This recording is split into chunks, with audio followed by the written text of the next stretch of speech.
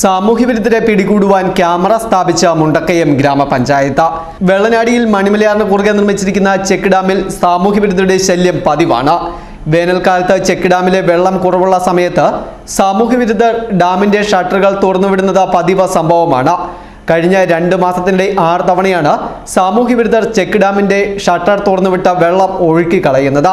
ഇത് ചെക്ക് ഡാമുമായി ബന്ധപ്പെട്ട് പ്രവർത്തിക്കുന്ന മുണ്ടക്കയത്തെ കുടിവെള്ള പദ്ധതിയെ സാരമായി ബാധിക്കുകയും ചെയ്യും. പഞ്ചായത്ത് വീണ്ടും ഷട്ടറുകൾ പുനഃസ്ഥാപിക്കുമെങ്കിലും ദിവസങ്ങൾക്കുള്ളിൽ സാമൂഹ്യവിരുദ്ധർ ഇത് വീണ്ടും തുറന്നുവിട്ട വെള്ളം കളയുന്നത് പതിവാണ്.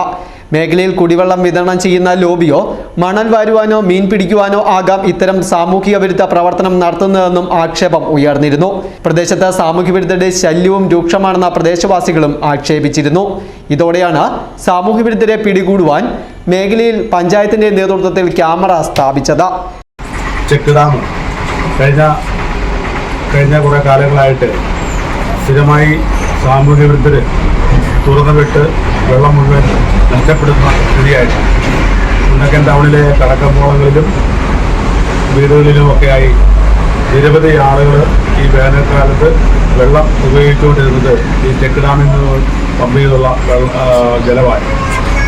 പതിവായിട്ട് സാമൂഹ്യ വിരുദ്ധർ തുറന്നുവിടുന്ന സ്ഥിതി ഉണ്ടായപ്പോൾ ഗ്രാമപഞ്ചായത്ത് ഇടപെട്ട് അവിടെ ഇപ്പോൾ ഒരു ക്യാമറ കൈവശം ഫിറ്റ് ചെയ്തിട്ടുണ്ട്. തുറന്നുവിടുന്ന സാമൂഹ്യ വിരുദ്ധരെ നമുക്ക് നിയമപരമായി നിയമത്തിന് മുന്നിൽ കൊണ്ടുവരാൻ സാധിക്കും. CCTV ക്യാമറയുടെ സംരക്ഷണത്തിലും അതിൻ്റെ ക്യാമറ കണ്ണിലുമാണ് ചെക്ക് ഡാം. ഇത്തരം സാമൂഹ്യ വിരുദ്ധ പ്രവർത്തനം പൊതുജനങ്ങളുടെ ഇടപെടലും അവരുടെ നിരന്തരമായ ശ്രദ്ധയോടെ നമുക്കത് പരിഹരിക്കാൻ പറ്റുമെന്നാണ് പഞ്ചായത്ത് കരുതുന്നത്. കുറ്റക്കാരെ കണ്ടെത്തിയാൽ ശിക്ഷ ഉറപ്പാക്കുവാനാണ് പഞ്ചായത്തിന്റെ തീരുമാനം. News bureau, Mundakayam.